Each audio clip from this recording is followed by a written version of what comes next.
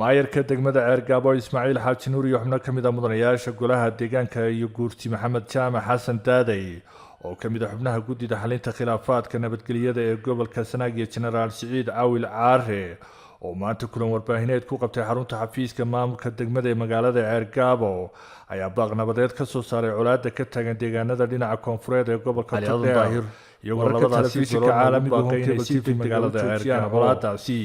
waxaana dhinaca kale ay baaq nabadeed ay ka soo saareen colaadda ka taagan gobolka Sool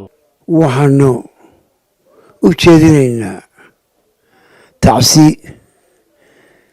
rabshada ka bilaabantay Burco koonfurteeda wixii dhintay Allah u naxariisto waxa dhaawacmayna Allah u boogadhayo waxaanu jeedinaynaa baaq nabadgelyo waxaan leenahay arrintaa aad iyo aad baan uga xunnahay talaxumada ku dhacday shaydaanku xambaarsan yahay waxaan soo jeedinaynaa si degdega in loo joojiyo shaqaaqada in la aqbalo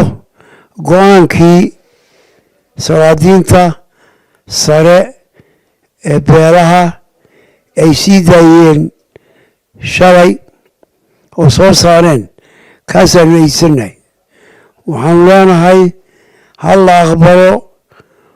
oo ha la qaato baaqi salaadiinta ha shaqeeyo wixii ka hor yimaadaa waxaanu aragnaa khalad dembi baanu aragnaa ilaahay intaa ka baqdaan waxaanu rajaynaynaa baaqa salaadiinta inuu shaqeeyo nabadgelyo lagu soo dabaalo arrintaa lagu celiyo dadka ehelka shaydaanku ka dhex shaqeeyey nabadgelyo degdega intaa waxaan u jeedinaynaa shaqaaqada ka jirta koonfurta Burco waxaanu kala raacinaynaa dagaalka ka socda ee dhowrka bilood soconayay laascaanood waxaanu leenahay ciddii khusayso oo la garanayo waryaala waxaa lagu jiraa khasaare ballaaran waxaanu codsanayna in la daba qabto dadkaas wadadaheeda waa mareeg waa inay abtigii waa inay abtigii waa inay seedigii waa inay awowii ha lagu soo celiyo nabadgelyo degdega cidday khusaysaa iyaya jicsimanin naar ha lagu soo celiyo nabad baanu ku baaqaynaa waxaan ku kabayaa oo keliya oo baaqan nabadeed aanu ku kordhinaya shaqaaqadaa yaree ka dhacday koonfurta Burco shaqaaqadaa ka dhacday ee iminka dhow iyo inagu fidin dabka ninkii galay baa la weydiiyay annaga reer Ceelafweyn iyo dhulka ahoo waxba kamaanaan faa'iidinkii sokeeyay halkaa ka dhacay waxaan calool xumo ahayn kamaanaan faa'iidin iyo gobolkaba wariyuu idin la fidina halkaa ku qabta oo ha loo dhaga nuglaado salaadiinta baaqay soo jeedinay salaadiinta guud ina Suldaan Cali Madar Suldaan Xasan iyo guurtida meesha maraysa dawladda cidda ka maraysa war dagaa halkaa shaqaaqada hal baqtiyo hareeraha hal eego waxa ka soconaya dalka u fiirsada cadfidada yar ee caanteenka aan waxba ku jirin iyo idin la jiidanin halkaas iyada dhigaya laascaanood waxaan leeyahay raggan kala mid ahay laascaanood waa halbowlaheeni oo dhiig u daadanayo haddii halbowle dadka dhiig u daadanayana qofku ma noolaan karo waxaan leeyahay laascaanood ha lagu soo dabaalo nabadna ha loo raadiyo sidaas oo kale cid kasto ay nabadaasi ku xiran tahayna waxaan leeyahay laascaanood ha lagu soo dabaalo nabadna ha loo raadiyo sidaas oo kale cid kasto ay nabadaasi ku xiran tahayna ha loo dhaga nuglaado waxaanan aad iyo aad ugu faraxsanahay mar haddii madaxweynaha jamhuuriyaddu yidhi furihii nabadaada haya noo dabci madaxweyne naadir wad mahadsan tahay annana waanu kaa soo dooni doonaa insha Allah Ceergaabo haddaanu nahay nabadii Somaliland Ceergaabo ka abuurantay ka bilaabantay taana waxaanu ilaahay ka baryaynaa inaanu ku inay taasina naga bilaabanto maanta aan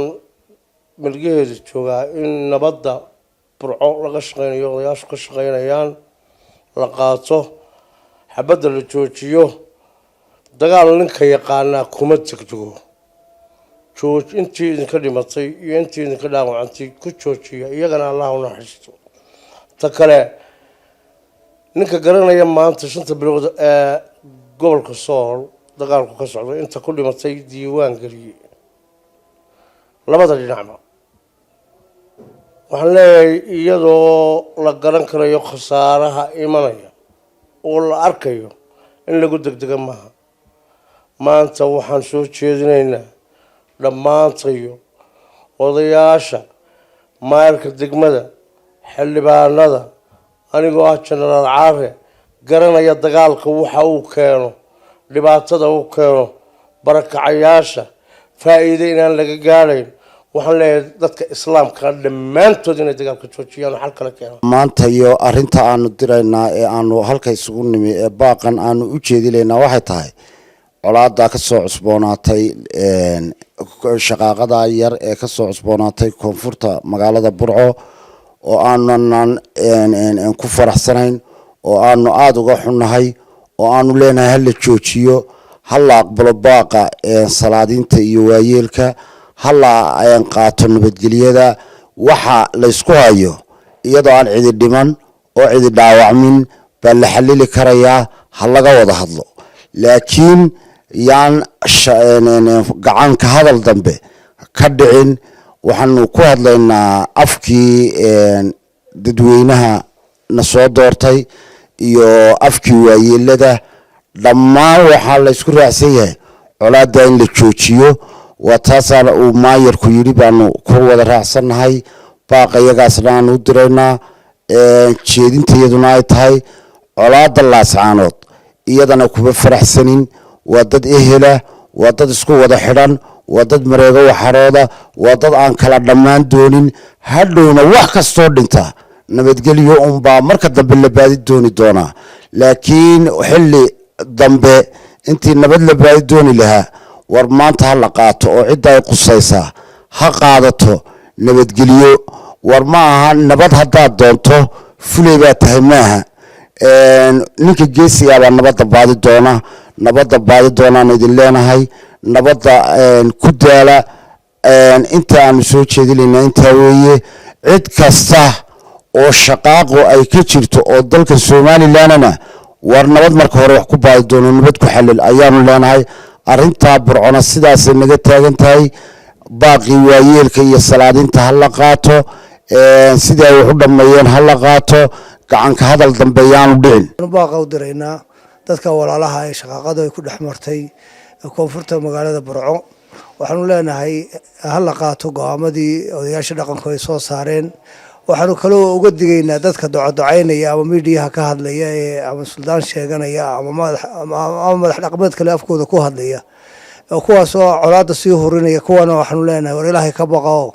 hadalada xunaad meelaha la soo taagantiin waxba tari maayaan dadkaas wadada helay nabadda ka shaqeeya sida oo kale waxaanu iyadana aanu ka xunahay oo ka murugeysanahay dagaalka ka socda laascaanood oo muddo badan socday dhibaato badan baa gobolka ka taagan dad badan baa ku qaxay oo ka barakacay labada dhinacba waxa lagu baaqaynaa in aqligu shaqeeyo la isu soo dhawaado la wada hadlo haddii garaadada tahay haddii madaxweynaha qaranka Jamhuuriyadda Soomaaliland ay tahayba waxaanu leenahay ergooyinkii ama koonfurka ka yimaadeen ama caalamka kale baaqayaha ka soo direen ergooyinkana warkooda hal la dhageysto sinahay taageeraynaana go'aanka nabadgelyo ee ka soo baxay beelaha walaalaha ay halkaas ku dagaalamaya waxaan ugu baaqaynaa inay qaataan nabadda oo nabadda ilaaliyaan dadkii ku dhintay iyo intii ku dhaawacantay iyo intii ku barakacdayna in Ilaahay u boogodhayo intii ku dhimatayna u naxariisto baaqa labaadna waxaan u diraynaa dagaalka ka socda magaalada laascaanood ee muddada 3-4 bilood socday iyo dheeraadka ee labada dhinacba uu dhibaato badan soo gaadhay in dagaalka la joojiyo intii dhimanaysay iyo intii barakacaysay iyo intii qaxaysayba way qaxday in aqliga lagu soo dabaalo dagaalka la joojiyo hadalkayga waxaan ku soo koobaynaa inta maayarka iyo jarnaarka iyo xildhibaanadu yiraahdeen waxa weeye in nabadda la qaato nabadda la ilaaliyo nabad baa naas nuga leh wixii colaadi ay leedahayna dadkoo dhan baa garanaya aynu gacmaha isu wada qabsano nabadda labada magaalo ee dhibaatada ka soo cusboonaatay weliba taas soolla waxaan leenahay ciddii ay khusayso sida maayirku sheegay waa in nabad lagu soo dabaalaa wixii dhimanayana way dhinteen gobolka togdheerna koonfurtiisana beelaha degan iyana mar labaad iyo mar saddexaad waxaan ugu baaqaynaa in halkaa lagu joojiyo dhammaan waxaanu isku raacsannahay sida baaqaana waxaanu u diraynaa labadaa qolo burco koonfurteeda waanu leenahay ilaahay ka yaaba xamaasadiyadii qaadan nabadgelyada adkeeya dagaal wiil baa ku dhintay wiil kuma dhasho koonfurtaasaanu ugu diraynaa burco arrintaa kale laatacanoodna waxaanu leenahay war nabad baa naasna nuuga lehay nabadda qaata curadada baxayna curadaba dambe ha ka dabageynina cali aadan daahir wararka telefishinka caalamiga home cable TV magaalada Ceergaabo.